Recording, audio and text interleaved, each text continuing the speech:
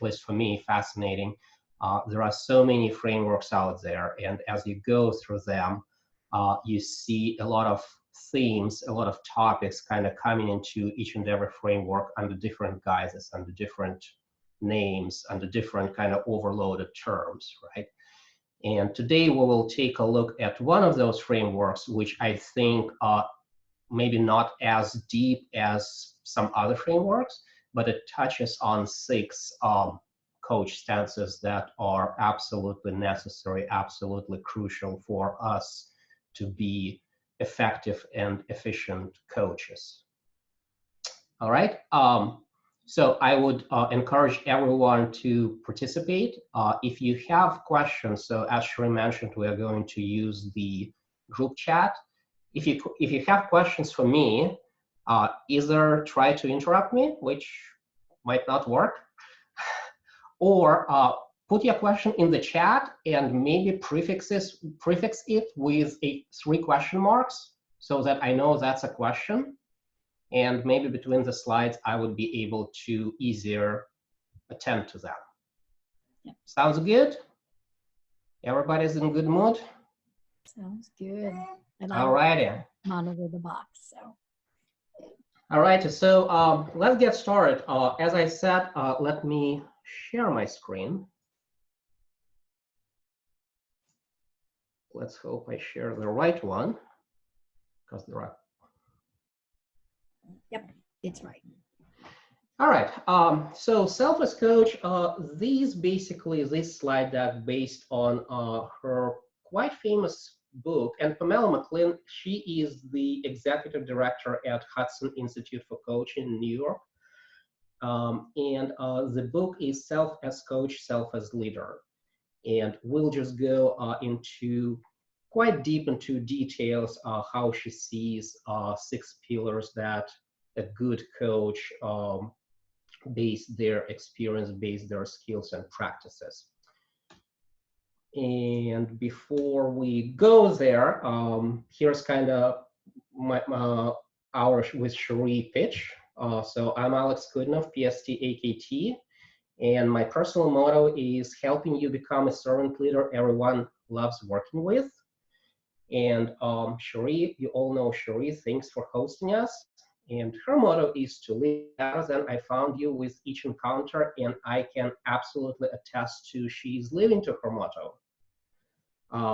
So we paired up to deliver for now 2 Scrum.org classes in Dallas, Texas. So feel free to reach out to myself or to her for more details, and our APSM class in January. All right, so let's move on. So let's talk about what Pam calls life stances home-based. She based this on the teachings or on the work of Karen Horney's. And that's a very, very famous in psychology work called Life Endurance Stances. And she claims that every one of us, we obtain our, what she calls home-based behavior stance in our childhood, right? And it's a prevalent kind of opinion in psychoanalysis and psychology, right? And there are 3 of them.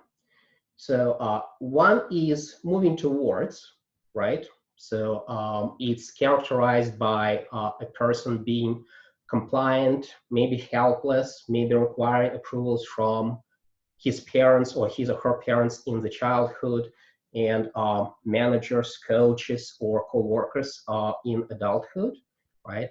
And that person is striving to please others, to be liked, right? On the flip side, these people are very caring.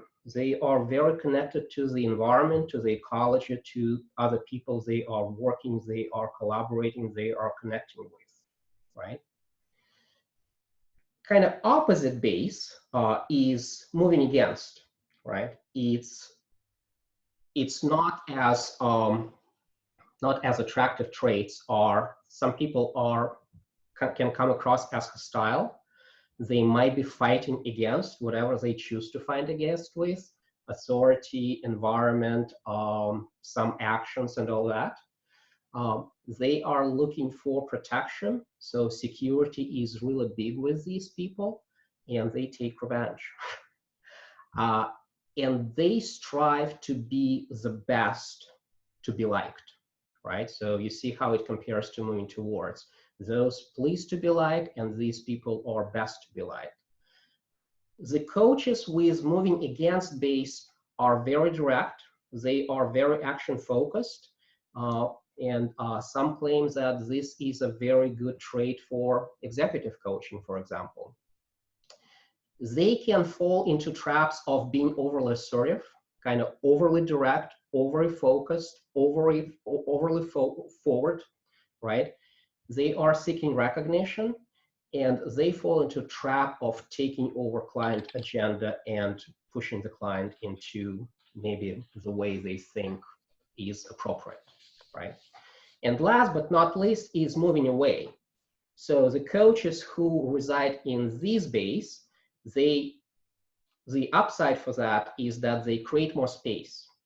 They are really comfortable with stepping back to allow the clients to maintain the silence, to think through the questions, to think through situations, to reflect and deepen the potential breakthrough moments. And I don't know how about you, I had quite a few breakthrough moments in my coaching sessions, and when I was a coachee or I was a coach, and those are powerful moments.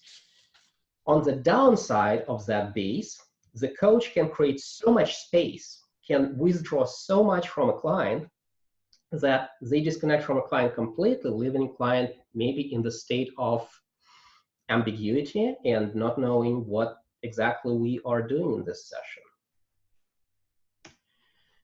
So I would say my personal base, as I develop my coaching skills and I develop my coaching practice, it's kind of a cross between moving against and moving away, but more in the moving away territory, where I definitely saw myself withdrawing a little bit too much and leaving the client kind of a little bit in limbo.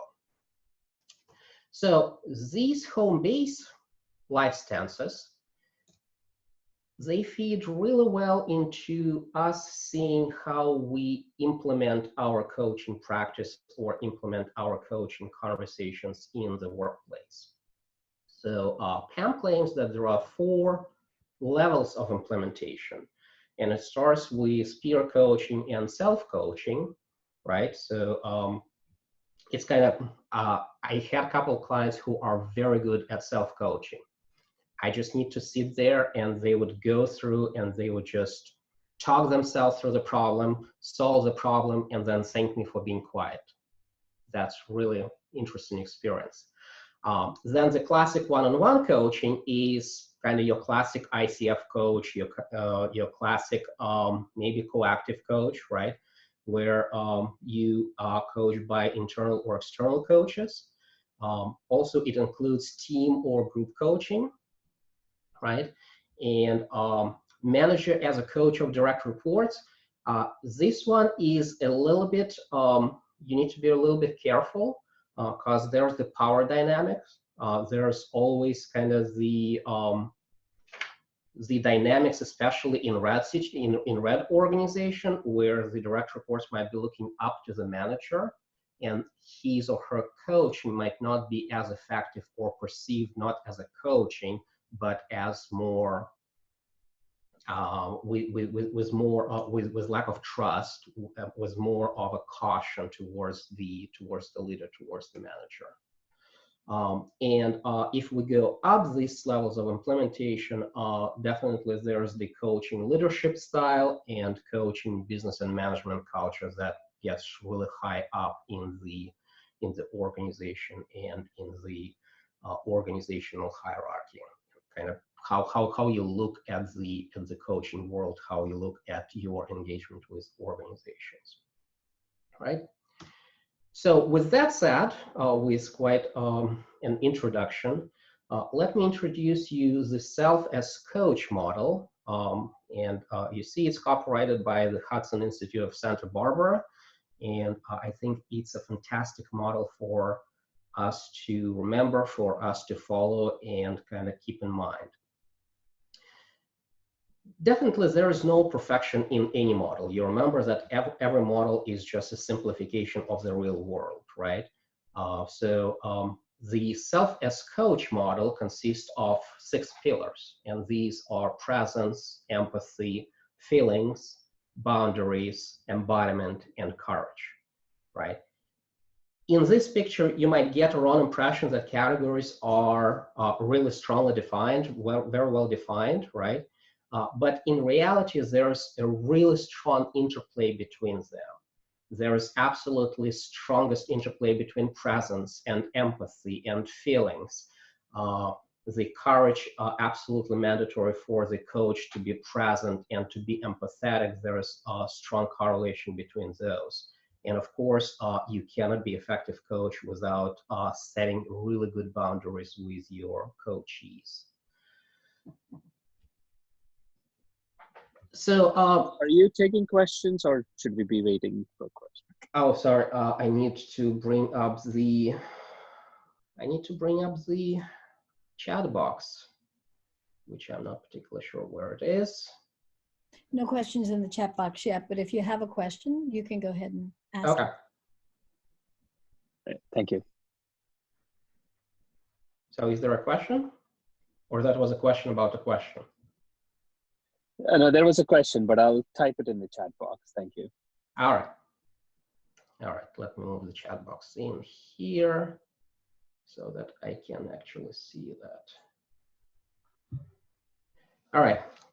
So one thing we need to remember looking at these six categories is that what Pam is saying, that the most important tool in the coach's toolbox is the self. And I will read from Doug Silby, who said, "We do the work on ourselves in order that we might be granted the privilege of working with our clients.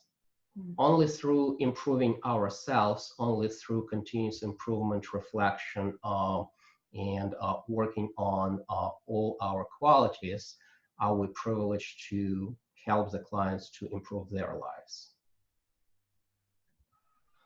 Are these categories?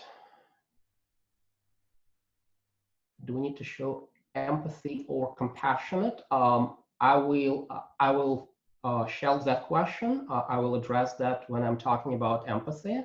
Thank you. And are these categories intermittently used? So are these categories intermittently used, or they are all used going after one after another?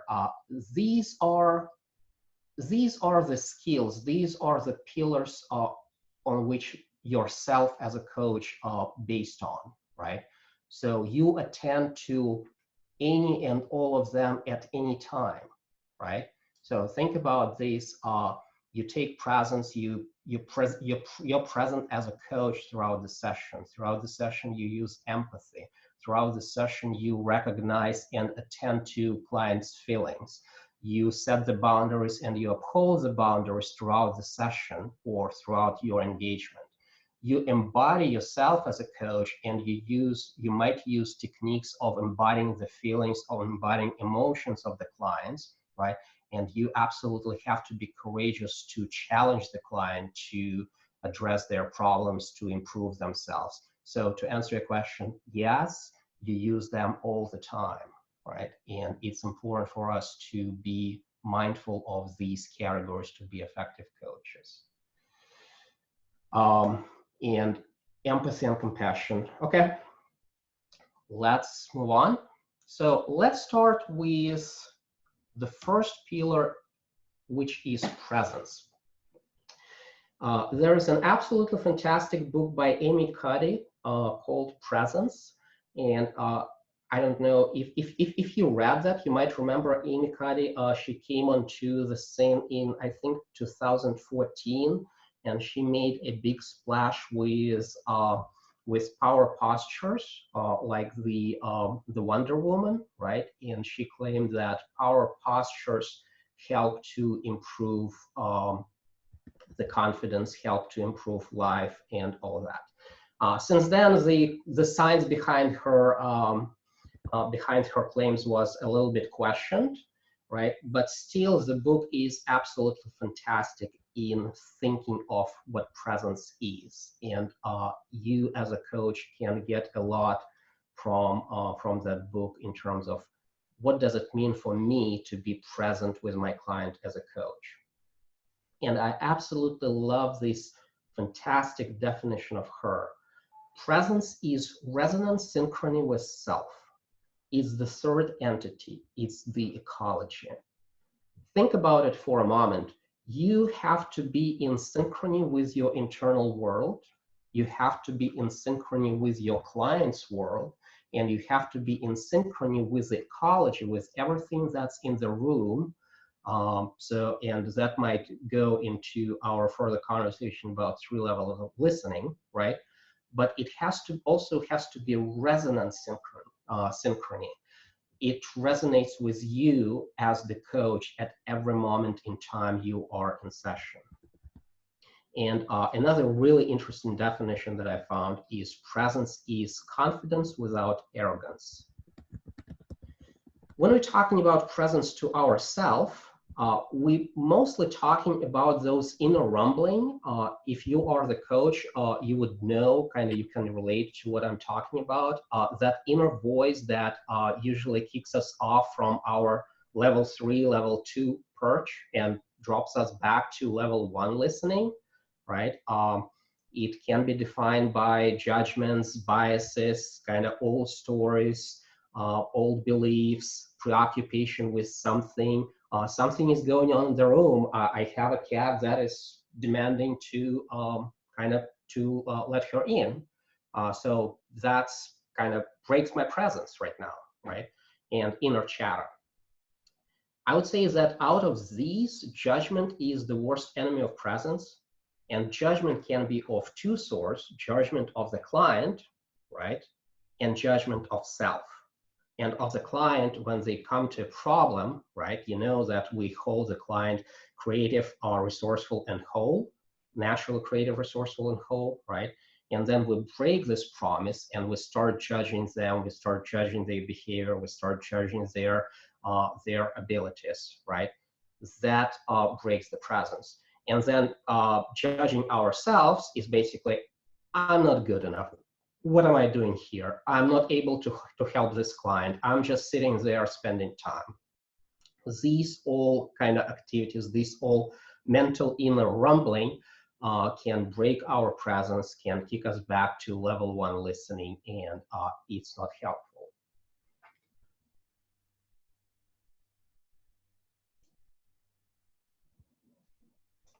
All right, let's move on. I don't see any questions that I need to attend to. So with presence to self, we will be served well if we keep in mind that everything that we hear, everything that we see from our client, we filter through a layer of biases, right? Biases are omnipresent and they are very powerful. If you want to learn a lot about biases, I strongly recommend Daniel Kahneman's Thinking Fast and Slow. It's basically the Bible of biases, and a really interesting read at it. But we'll go with a different model here. So Jay Galston, in his Just Listen, he specifies these 5 biases that we filter all the information that we take in from our hearing, from our visual, listening, kinesthetic, sensory perceptions. We push them through this layer of biases, which he calls GGNEE, by the first names of gender, generation, nationality, education, and emotion. And think about it. When you talk to somebody, right? When you talk to somebody, when you see somebody in a conversation face-to-face or on the phone, just think to some conversations that you had. Of course, we notice the gender, right? Of course, we notice, well, it's a woman and I'm a man, we're talking, right? Or it's same gender people, right? Generation, well, older, younger, we all probably heard the sometime inappropriate jokes about millennials, right? That's your biased filter, right? And the thing is, it's really sad that we are getting to a point where we dismiss the goodness that generation is bringing to the world by just saying, oh, those millennials, right? That's your biased filter for the generation. And same thing happens with the old generation, with baby boomers, right? Right now in the workplace, there's a huge problem when a new generation of managers come in and they have to manage old workers. There's a huge problem in the workplace, right?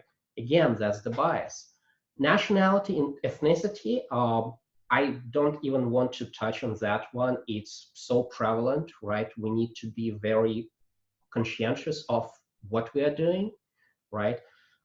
Education, uh, education, the way I think about education is, and I was kind of self-reflecting on that one, is that, for example, my circle of communication, people I talk to, people I communicate with, it's very homogeneous in its education. Everybody probably has college degrees or high school. Everybody kind of into this continuous mode of self-education, right? The blind spot that I probably have is, let's say, blue-collar workers, the people with less than high school education, right? And I need to be mindful of this bias when I talk to these people. Again, holding them naturally creative, okay, resourceful and whole, right? Without regard to their background. And last but not least are emotions. Emotions are really prevalent in our conversations, right? And some of us are better, some of us are worse with dealing with emotions, right? And we need to be aware of those. You all know that coaching, emotions and feelings are an intrinsic part of coaching, right? I hear all day long that, well, when emotions are involved, it's not coaching, it's therapy. No, emotions are part of the client experience, right? That we have to deal with. And at the same time, when we talk about this thing and when we talk about inner chatting, and on top of that inner chatting, all these biases affect us, right? We are looking at that and we are asking ourselves questions like, what should I ask next, right? Or what is the best solution? Have I experienced something to that, right? So for example, have I experienced something that this person from a different generation is talking about, or this person from a different country is talking about? How can I coach them without having similar experience? Am I doing the right thing? Am I failing my client? So the point here is that the biases are really powerful forces that affect our presence. And the more conscientious you are of these biases and the more aware you are of your failings and which bias affects you most, the better a coach you are. So Alex, this brings us to a great opening point for one of the questions in the chat. It's, how can present stance be developed more? So I think that presence is a skill, right? Presence is a skill that based on self-awareness. So as you are developing awareness of yourself, of your biases, as you are developing awareness of your skills, right? Of the trigger points that kind of send you down the chute of level 1 listening, right? By developing your self-awareness, by developing your your attentiveness to the clients, right? So again, level 2, level 3 listening.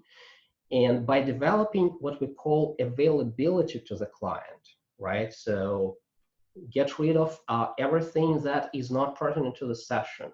Focus on the client. Focus on what they say, what they look like, what they feel, what they bring to the table. Focus on the whole person, on the person as a whole. Working on those underpinnings, you're working on your presence. And one thing that I wanted to mention is that there was a survey of executive officers in the United States, of C-level executives. And the question was, what one of the trait or characteristic can you use more in your daily work? And the answer was awareness. These C-level executives value awareness of themselves, how they behave, how they come across, how they go through daily life, as the most important trait for them. Yeah. So I think presence and awareness are tightly linked. So there's two other questions here that I think fit in really well at this point. One is about emotional intelligence, and how does the coach's emotional intelligence play into this? Do they have to have emotional intelligence? And then the other is self-presence the same as self-actualization?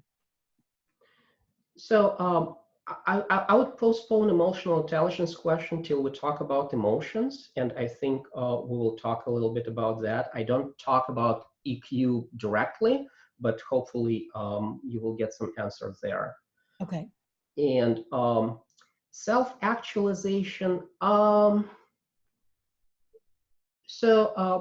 Let's think together about that. Self-actualization is at the top of Maslow's pyramid, right? So it's basically, if you remember the pyramid, at the bottom you have what you need, and everything above is what you actually want, right? So of course the coaches want to be continuously self-actualizing, right? They continuously want to be better for the world, to be better for the customers, right? For the clients. I don't think there's one-to-one correlation between self-actualization and presence. Presence is kind of your attribute as a coach, what you use to be better. Self-actualization, in my mind, is more a holistic approach to your developing yourself in your life. Did that answer your question? Who was that? It was Banu. Banu?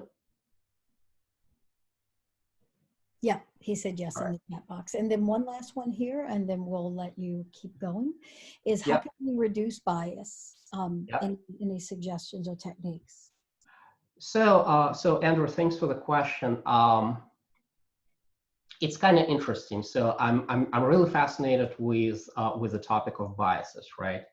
And however many books I read on the topic or articles on blogs, there's a consensus that there is no way to conscientiously reduce your biases. They are part of us. They are part of our upbringing. All you can do is to be self-aware of your failings, to be self-aware of these biases inside of you, right? And that self-awareness hopefully at some point gives you a pause in a conversation, in interaction, in communication, and asks you, what am I doing here? The way I'm responding to the person, or the way I'm communicating with this person or this team, whatever your coaching environment is, do I bring some of my known biases, right? I think the first step is to learn the biases. The second step is to learn which biases you are most prone to. And third step is to work on your awareness day in, day out, self-awareness. So it sounds like it's more about managing bias. It's management, yeah. It's management, it's discipline. But you read Daniel Kahneman, the first thing he says in his book, If you think you will read this book and you will absolutely get rid of these biases, stop reading right now. You will not. You will only be able to, there are two kind of things. You will be able to identify them within your behavior if you kind of self-manage well, right?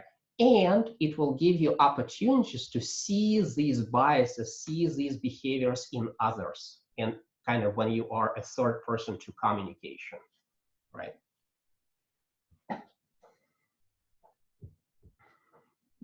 All right.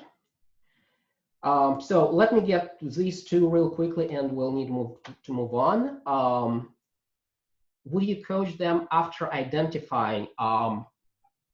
I would probably bring that up, but it's not my job as the coach to force coach them on those biases, right?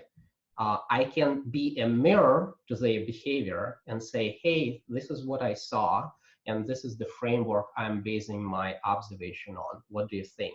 Do we need to spend any time on that? And it's up to the coachee, to the client, to figure out whether that's a problem or they don't want, or they want or don't want to work on that. And what is good, managed bias or control bias? I'm not particularly sure what the difference is. I mean, I would say more kind of managed bias, because it depends on your level of awareness. Control is more kind of stringent, and you don't allow it to get out of hands, and we're all fallible. I know after some conversations, I'm looking at the conversation, I'm like, oh, that's my emotional bias came into, right? So sometimes it's just not possible to control it. All right. So let's move on. So presence to relationship. It also, in some sources, in some frameworks, it also referred to presence to the third entity. There's a really interesting quote from Irvin Yalom, and he says that immediacy refers to the immediate event of the session, to what is happening here in this relation, in this in-betweenness, the space between me and you and now. So realize that if you are doing one-on-one coaching, there are two people in the room, right? And what sometimes happens is that when client hires a coach, they want to solve a problem, and they want coach to solve the problem for them. And that's a big misconception about coaching, right? So what this pyramid shows you is that it's not the client who gives the coach the permission or the power to fix the client. Remember, the client is naturally creative, resourceful, and whole. We are not fixing our clients. We both, coach and client, give permission, give power to the relationship, to everything that we're building, to the trust that we're building, to the room, to the ecology. We give our powers to that relationship, and from that relationship, the power flows back to the client, helping them to work through the problems they want to solve. In order to create this relationship,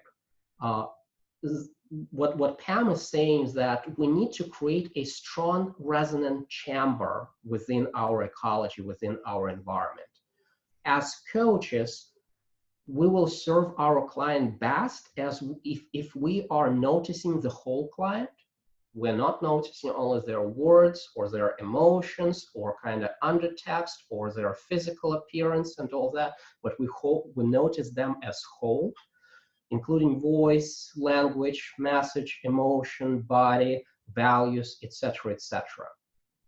And these kind of, we merge the unique coaches domain, unique client domain, and we co-create with our clients this third domain when coach and coachee comes together. And Peter Hawkins, who has absolutely fantastic book in his leadership team coaching, he refers to this structure as we-Q, as speaking on what's going on between the client and the coach. You heard me kind of alluding to that, but I want to stress more that as the coach, not only we're working with the whole client, but also with the whole ecology. We're using what's in the room, right? We are noticing everything about client and everything that surrounds the client. And we will close the presence discussion with some thoughts about presence to ecology, right? And ecology is, ecology is kind of weird word here, like, and I'm not a native speaker, so when I read ecology, I was kind of, well, that's not what I was thinking. But when we say ecology within coaching context, it refers to much broader surroundings than just kind of physical presence. Physical location might be like a restaurant or quiet room, or maybe you coach a client in the car in rush hour, which is probably not a good idea, right? Ecology also includes corporate culture. It might include some corporate events that affect the client at this time. It might include geopolitics. Your client might show up to the session and might not be able to get rid of kind of the mundane events of the day, right? And they probably might need to clean up their slate before you get into the coaching session. Cultural differences are the biggest players in the ecology, which we as coaches should be aware of, right? Immediate surroundings, physical location, and maybe electronic devices, and broader ecosystem as the corporate culture, geopolitics, specific industry, cultural differences, and all that. All right. All right, let's move on. I don't see any questions. So let's move to the second part of this fantastic framework, and it's empathy. And empathy is, so this is monkey see, monkey do.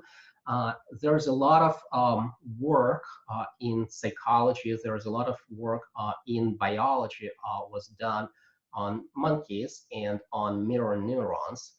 And this monkey see, monkey do actually refers to the effects when one monkey was given a banana or some other treats, and the scientist monitors monkeys' brains.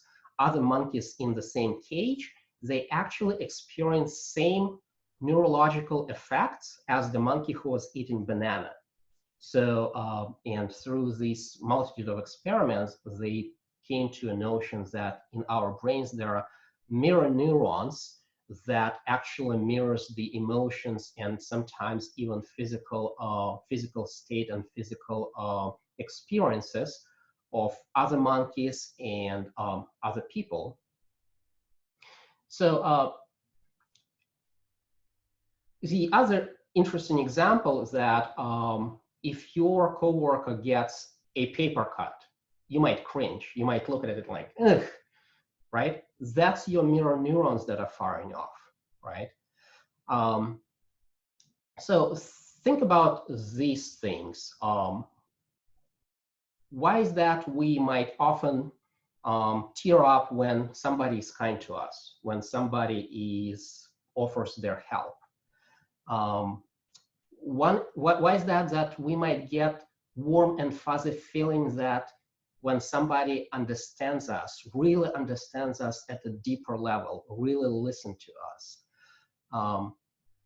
Sometimes we are moved by a simple, warm and genuine "Are you okay?" question, right? What we know from the practice is that our coachees sometimes or oftentimes come to our sessions with a big mirror neuron gap, right? And empathy is important for the coaches, as that's basically one of the pillars of our abilities, but also it's important for the coaches to attend to their problems and to solve their problems. So empathy is really, really big topic and really big. And going forward, we'll just focus on the empathy from the coach perspective. So empathy continuum, as Pam calls it, it spans from too little or limited to too much, right? And there's an interesting story. So there's an interesting book by Will Wise, Ask Powerful Questions, and I think he explains this best through a story. Imagine you go with your friend in the middle of winter to a frozen lake, to a cabin in the woods, right? And you're looking forward to that trip. And you're in the cabin, and you kind of get some tea, right? And your friend is so anxious to go to the lake, he just leaves you in the cabin and goes to the lake. And you're sitting by the window, you see your friend on the lake, and you kind of drinking your tea, and you see your friend kind of falling into the water, right, and starts drowning. So you have three options to respond, right? So on the limited side of empathy, you might choose to just sit there, keep drinking your tea, right, and thinking, how does your friend feel drowning in that cold water as his kind of boots are getting filled with water and as he is losing his strength? That's apathy. So it's an adequate connection. It's cognitive only. You recognize the feeling, but you don't recognize that on your deeper emotional level. You recognize that with your brain, right?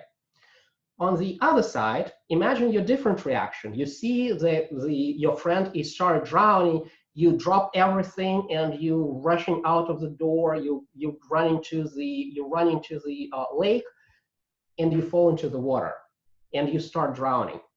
And you feel same cold, and the water fills your boots and it drags you to the bottom, and you're losing your strength, and you kind of start getting weaker and weaker. You are feeling everything that your friend is feeling. Is that helpful? Are you able to help your friend when you are in the same kind of boat with him or in the same lake with him? That is sympathy. That's when coach is as a sponge absorbing client experience. It leads coach to basically rescue mode, right? Coach at that point, he or she crosses into client story and becomes a rescuer, rather than stepping back and helping the client to see the story.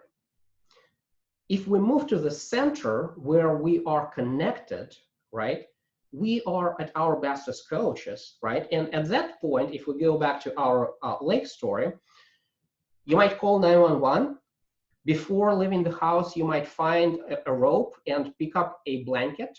You go to the shore of the lake and you throw the rope to your friend. You pull him out of the lake and you envelope him in the blanket, and you kind of bring him back to the house. That's connected empathy. That's enough empathy to help your friend, to help your client, right? It's walking in client's shoes without wearing those shoes, right? And at that point, if we practice connectedness as coaches, we notice the feelings, we notice the cues as those feelings arise, we honor those feelings with the client, right? And we avoid over-identifying with them. We also, if you think about what NLP is saying about over-identifying with the client, when we are looking at our internal process and coaching with that, there are three ways that we can fall into a trap. There's transference, there's cross-transference, and there's parallel process. So transference, just kind of not to dwell on that, but give you a really quick idea. Transference is when the client, for example, transfers his feelings, beliefs, habits from, let's say, a strong figure person in his childhood. For example, his father was a very strong person, strong-willed person, right?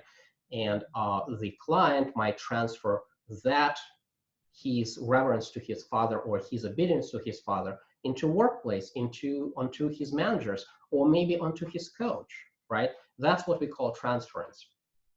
Countertransference is when this person on the other side, the manager or the coach, sees this behavior. What might happen that they were actually that kind of father, and they have a child at their home who behaves in that way. So countertransference would kind of suggest to the coach or the manager or whoever else to behave in the same way. And parallel process is what a lot of coaches are prone to. When we hear the story, right, we drop to our level 1 and we start attending to our own stories in the similar vein. We start remembering our own feelings in the similar environments, and we start remembering our own doings and not doings, and that's when we don't serve our clients well. So basically, as I said, the connectedness, when we are able to accurately imagine coaches' experience and able to walk in their shoes without wearing them, we are able to take client perspective without losing our balance and boundaries. All right. Don't see any questions. Nope, no pending questions. All right, let's move on. So we are to our third pillar, which is feelings. And I want to start with a question, and kind of maybe just raise your hand or kind of put 1 or 0 if you heard that, or if you said that in the last week or so. I personally often say, he made me feel like crap. He made me feel really sad or really bad. Have you guys said that or heard that or experienced that?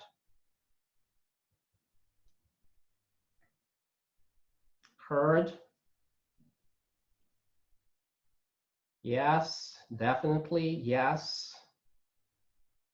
Perfect, so raise hand. So I don't see anybody who didn't see or heard that, right? So here's the thing. The world and its actions, they are not capable of making us feel anything. They are not. The world and those actions, they are just facts.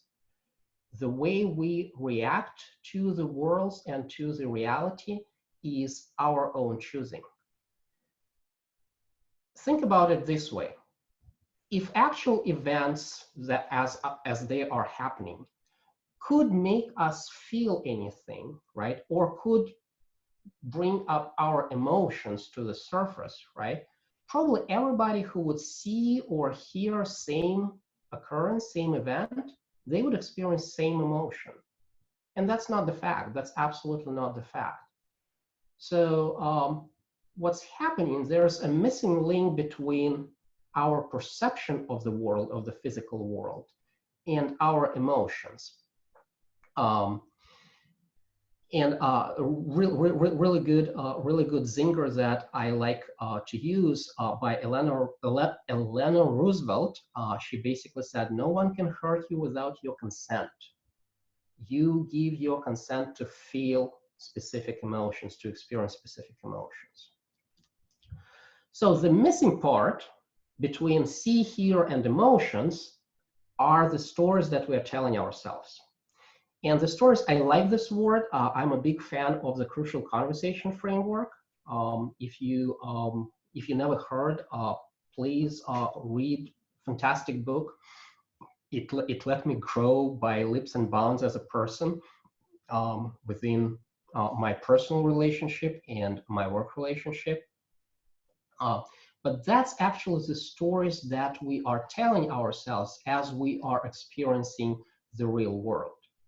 If you are into NLP, these what they call the deletions, generalizations, distortions, and personalizations of the actual events as we take them, we process them, we respond to them, or we create a mental picture, we respond to them, and we get some outcomes, right? So I want to quickly talk about the difference between emotions and feelings because I think, well, I know that I didn't know the difference till probably a couple months ago, and I found really interesting explanation that if you guys know, you know, if not, maybe it would be useful for you. An emotional is a physiological experience that provides us with data of our world, right? And emotion has two components to that. It has motivational component, and motivational component can be of three kinds. It can be approach, it can be avoid, and it can be attack. So every emotion has this motivational component. And the second component is actually how the emotions are manifested themselves. And that's the conscious part of the emotions. And that's what we call feelings. So feelings is the conscious part of the emotion. And feelings are affected by a range of circumstances. It can be affected by moods. It can be affected by our sensory perceptions, like what we feel, what we touch, what we hear, what we see at specific moment. And it can be affected by our physiological state, right? And a lot of misconception, a lot of misunderstanding when we are trying to work through emotions, when we're trying to work through some problems, come from that we are focusing a lot on feelings, and we are not attending to emotions. We are not attending to the motivational part of the emotions, right? And it's kind of funny is that your feelings might differ, right? As your emotion and motivational part stay constant. And that's why we sometimes don't achieve the goals that we want to achieve. Right. And as I said, look, there are many ways to look at this. There are many ways, many frameworks that attend to the difference between the reality and perception, right? In NLP, the basic presupposition is that map is not territory. In coactive, we call these perspectives, right? And in balance, we go around a lot of perspectives and coach around them. Coactive coach, crucial conversations call these stories. So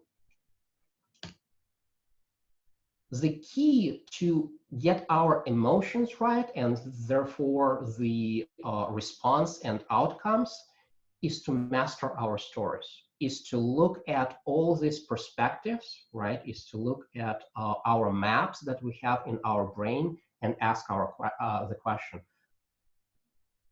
are these the stories that actually represent the reality? Can I improve my map? What is the most resonant perspective that I can pick here to achieve the best result, right? These are basic steps, again, from crucial conversations that you can go through that will allow you to get in sync with your stories and make sure that the other party in the conversation, in argument, in dialogue, understands where you're coming from. So if there's a misunderstanding, and usually there is, usually we go through, here's our perception, here's what we mean, here's what we say, here's what our person hears, and here's what the other person understands. And we know that what we mean and what they understand sometimes don't match, right? So in order for them to be closer on the meaningful level, right, you can go through these 5 steps. You focus on the facts, you state your facts. Here's what I see, here's what I hear. You tell your story. Here are the stories that I'm telling myself. Here's how I perceive these facts in my world. You ask for their path. What do you think? What do you see? How do you perceive these events? What do they tell you? What behaviors or what thoughts, what feelings these events bring in you? Talk tentatively. If you basically talk as a matter of fact, here are the facts and here how I feel it, and that's absolutely the right way to do that. You will not get any constructive feedback or constructive dialogue with your partner or with your counterpart in this conversation. And encourage testing. Look, and I don't know how many people here are coming from agile environment, but in agile we are all about testing. We're all about running experiments, inspection and adaptation, right? So offer some small tests.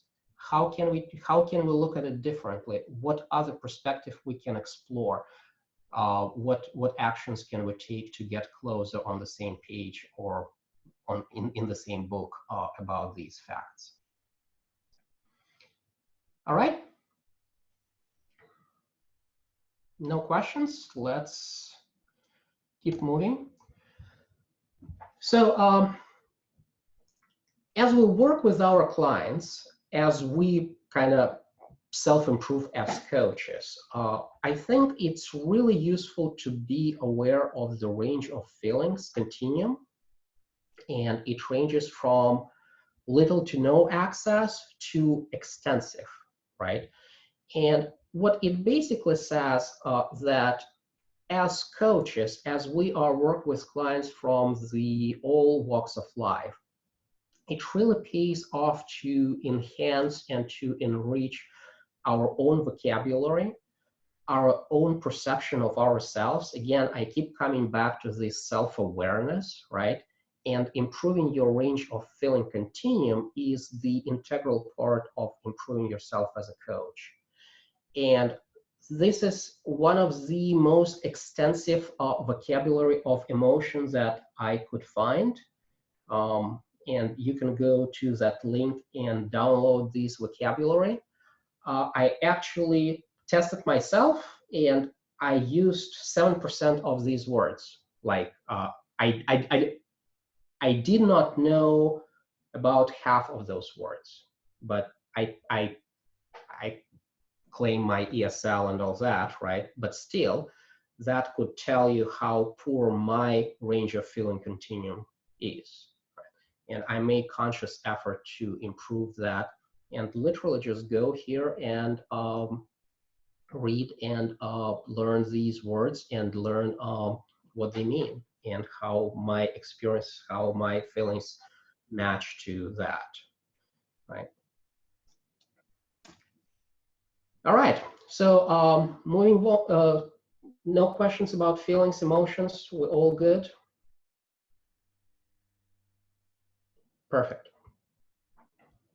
All right, so let's move on to boundaries. Boundaries is also an interesting topic.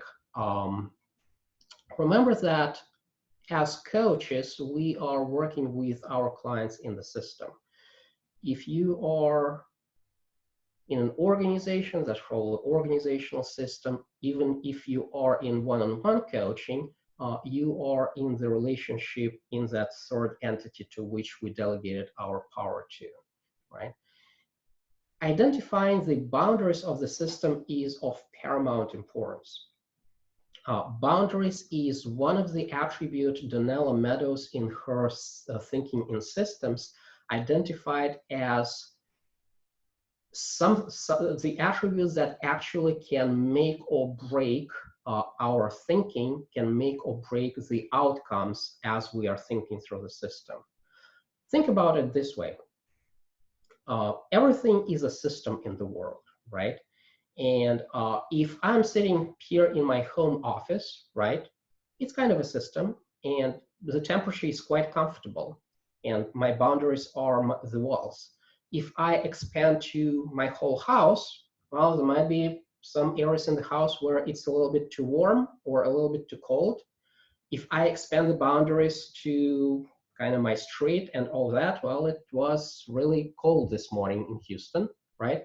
And I can expand it over and over, right? So that kind of gives you idea of what boundaries I'm talking about, right? So again, you absolutely got to have the boundaries, but you need to be really acutely aware whether your boundaries are too small and you are not taking enough information. These boundaries prevent you from taking the person as the whole person, or they are too large and a lot of information that comes at you is basically just the noise, right? When you start thinking in systems, it actually turns your thinking 180 degrees. And systems thinking has three very important consequences.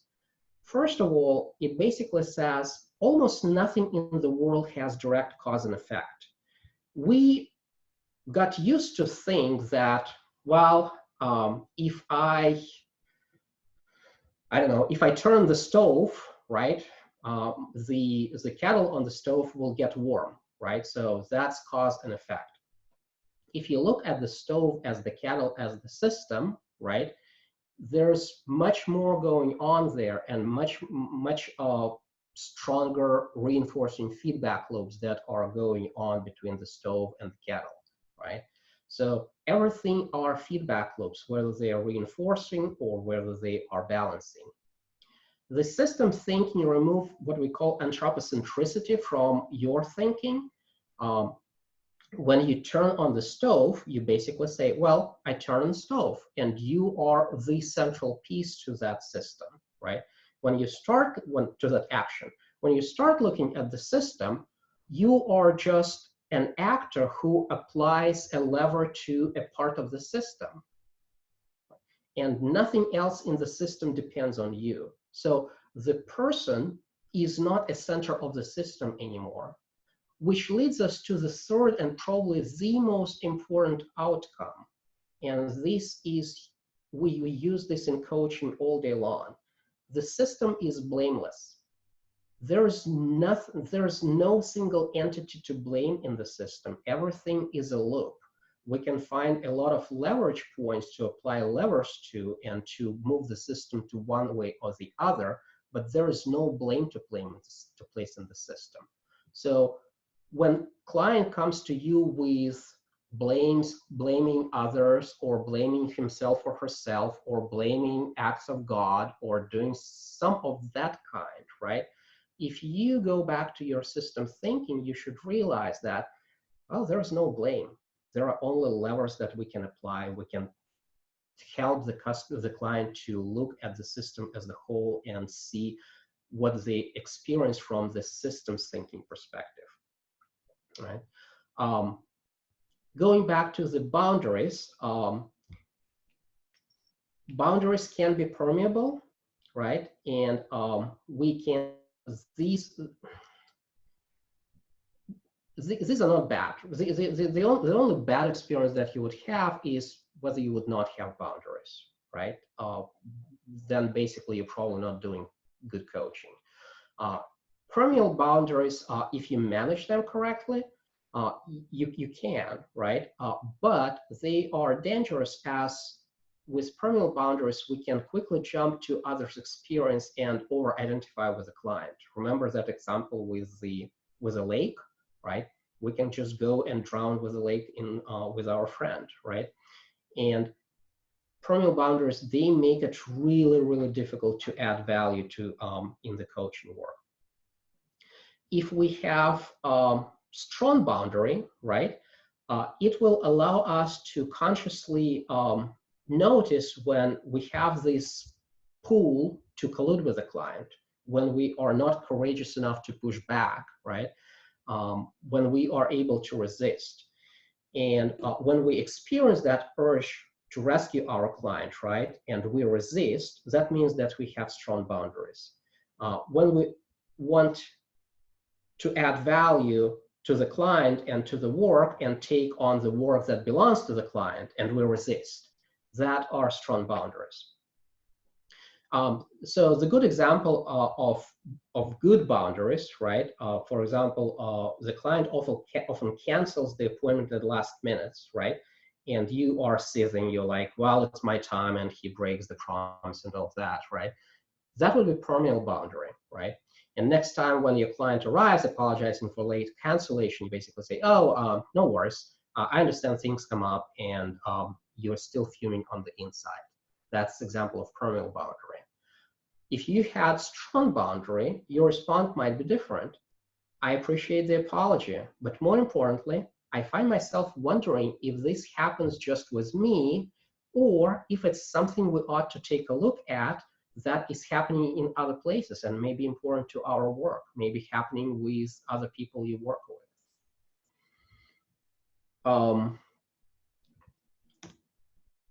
So we talked a little bit about the ranges of boundaries, right?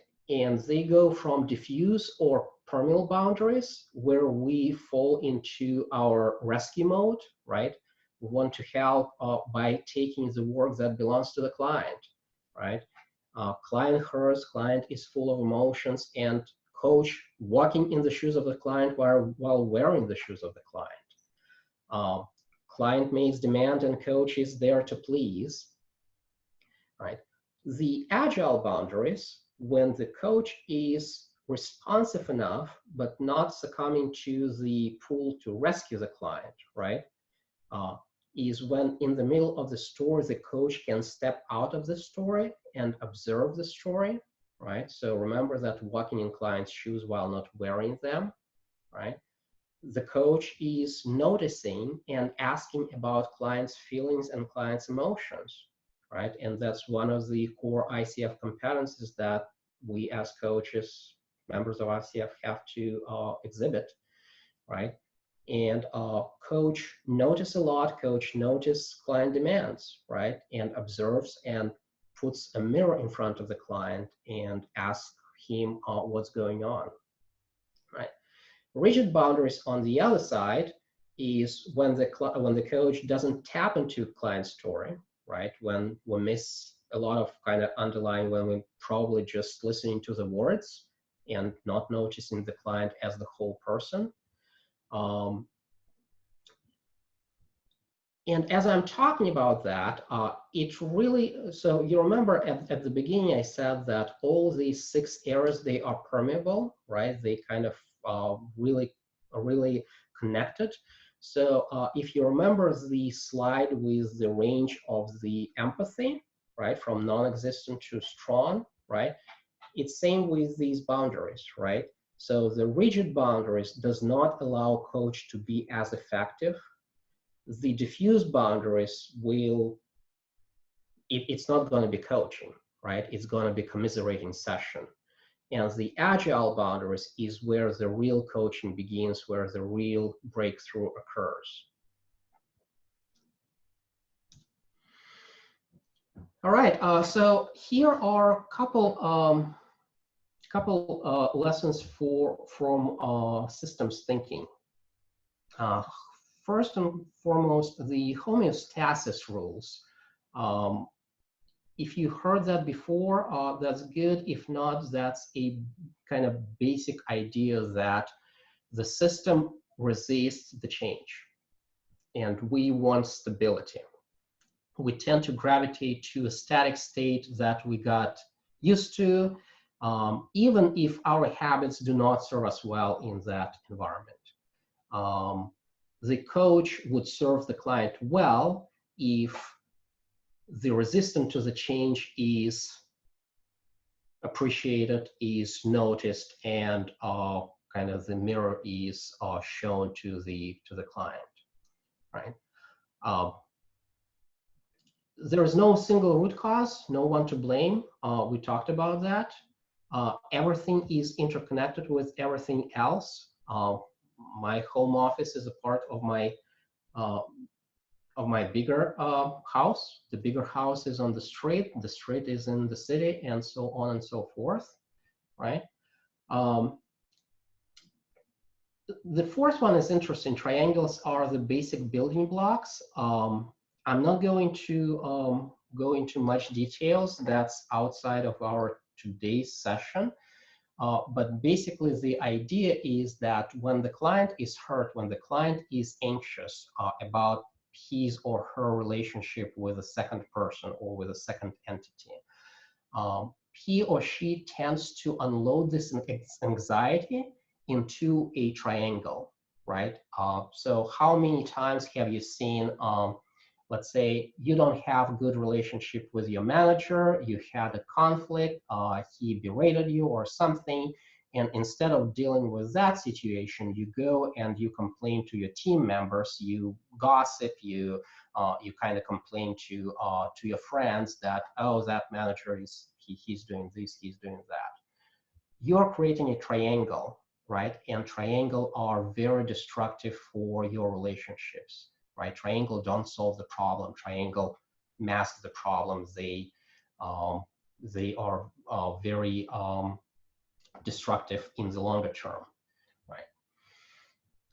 The systems all have patterns, right? And starting noticing and starting learning the patterns is actually what will make you a much better coach when you just learn how to notice the whole client, but across the sessions, across the relationship, when you start noticing the patterns in the behavior, the patterns in the actions, the patterns in their emotions, that's what builds a really awesome coach. Failure is discovery in disguise. I like this from the presupposition from NLP that there are no failures, just feedbacks, right? And we agile people all know that. Small interventions have big impact, and most of what occurs in systems is not personal, right? We tend to take a lot of stuff personally. Oh, how many times? Oh, my boss didn't say good morning this morning. He might be hitting me, right? Again, different perspectives, kind of different stories that we are telling ourselves that are not particularly true. All right. So embodiment. Embodiment. I will go through this real quick. So that basically chimes back to the presence really well, right? And basically losing your center to the inner chatting.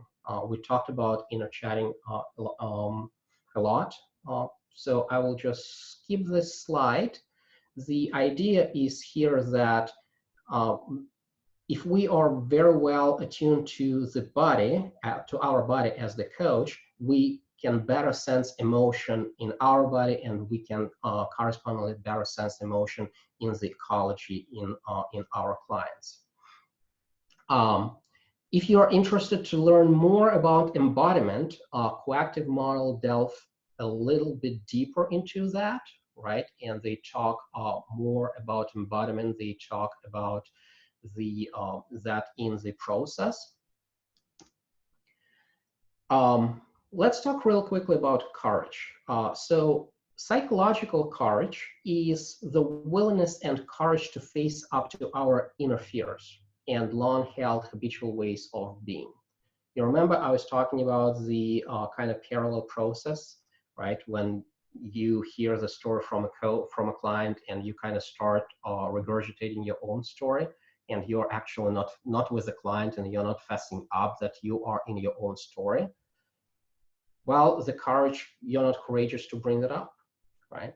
The psychological courage is most relevant to our work because to do the best work as the coaches, we need the willingness to confront our own fears, right? And confronting that will bring our best to our clients. So we need full presence. We need full presence to spot opportunities to exercise our courageous abilities. Well-balanced empathy.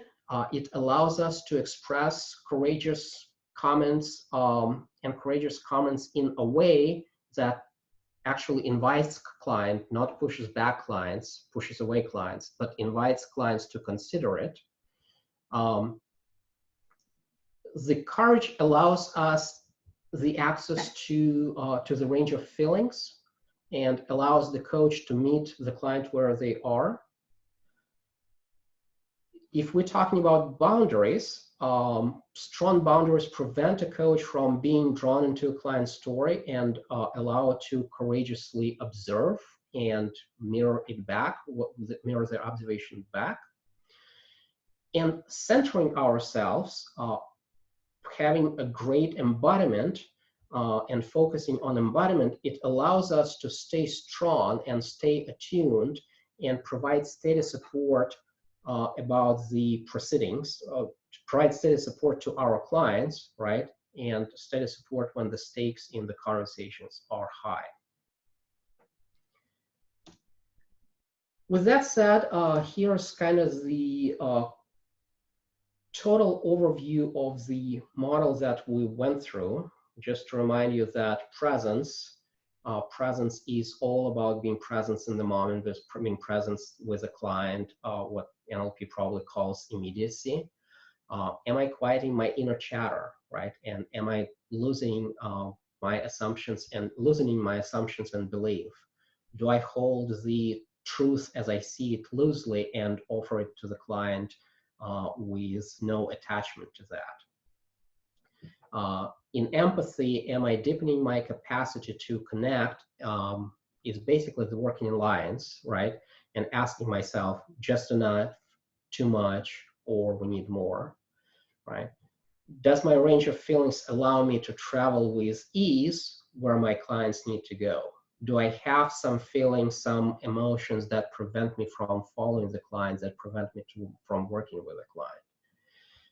Am I noticing important patterns and themes that client is always sometimes oblivious to, right? Do I keep my boundaries strong?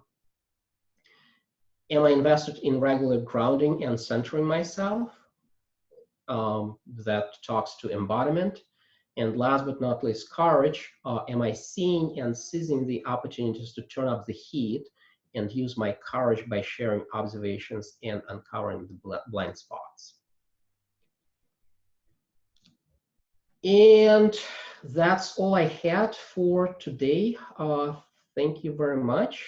My last slide, if you're interested, is the bibliography. Kind of all the books that I pulled from that I mentioned. If you're interested, I would really suggest some of these. Well, awesome. Thank you, Alex. This was great. We saw a lot of some comments throughout, like, could we extend this for 2 hours? Not today. We can't extend it for 2 hours, but perhaps we can do some more. And so this was great. If you want to stop sharing, yep. I'm going to share. And for people in the room, if it's okay, we're going to do a quick retro. And I would like to have you use the annotate tool, which is available. It should be at the in your little bar that allows you to do your controls. It's either at the top or the bottom of your screen. And so I have a slide up here, and if you would click on annotate, you can choose a color in your format. And if you would choose a color and make a little markup here on this, just anywhere on this slide will do. Green would represent the information presented today was great info, just the kind of stuff we're looking for. A yellow dot or a yellow mark of some kind would indicate, oh, this is okay. It, you know, okay stuff, I stayed. And red would indicate, yeah, not for me, not sure why I stayed through this. So if we could just get a little bit of feedback on the type of information we presented today, that would be awesome to understand, so we can make sure that in the future we're presenting the right stuff. So it looks like we got a couple of green marks there. If you're having trouble with annotate, let me know. And this is just a quick way for us to get some feedback and remain kind of anonymous. Okay, so a few green marks, good deal. We'll give you about another 15 seconds or so. There's a green. All right, great session from Tanya. That was her comment in the box there. Okay, I want to go to one other thing. I'm gonna clear notes. And then what about style? presentation style. This was the type of style you like. Oops, that's my red mark. I was trying to move Oh, something. Cherie, really? Sorry about that. I was trying to move something out the way. And so style you like, I'm still not able to move things without killing stuff. Or yellow is okay, or red, no, I just stuck it out. It was tough. I like the content, but style was kind of rough on me. Ignore my 2 red marks there. So that'll help us to know in the future how to present. So I see some 2 thumbs up, see some green marks. So, okay. Any others? We've got some marks having trouble with annotation. She's green dot voting, green tools, green. So some greens in the comment boxes, that works well. And then last question, the Meetup time box. I'm gonna clear again, 1 yellow on the presentation style. Sorry, my grandson's in the background. And then the time box for the Meetup. Just right, too short, or too long?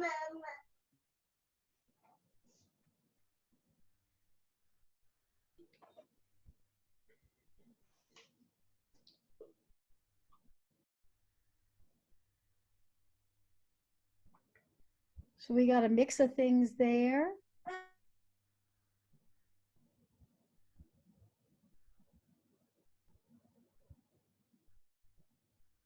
If you do the heart, it always red. just be careful. Apparently, there's no green heart. Oh yeah, Right. that's funny. That's funny. I didn't even notice that. I saw heart and assumed yes. Good idea. All right. So I'm going to go ahead. Thank you for feedback on that. That's helpful for us to be able to get some things, make sure that in the future we're presenting things that you like and in the way you like them. And then I want to do our giveaway. Alex, do you want to take just a second and tell us a bit about the giveaway that you are sponsoring? Sure. So I'm still in training. I'm still working with Cherie. She's helping me through my PCC with ACF, and I'm starting my coactive certification in January. Right. So the 3 sessions for your topics, right? And we'll absolutely love working with you. Awesome. So he's going to do some coaching for you all, and I'm going to make you responsible for telling me if your name is not, oh wait, I'm trying to type on the wrong piece. K-Y-O-M-I. Let me know if your name is not here on the wheel, and I will add it. I have 2 people who have phone numbers, so I didn't know if your name's here or if you were just on the phone. So 214 area code and 425 area code is your, are you also on video?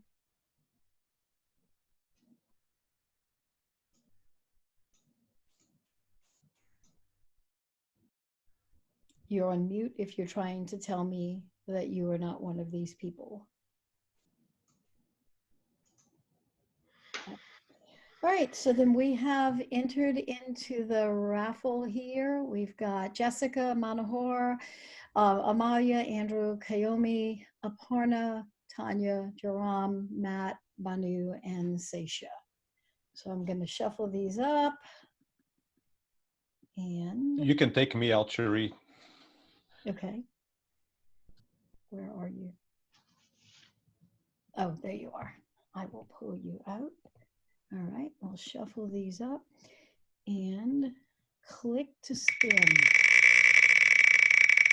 Wow.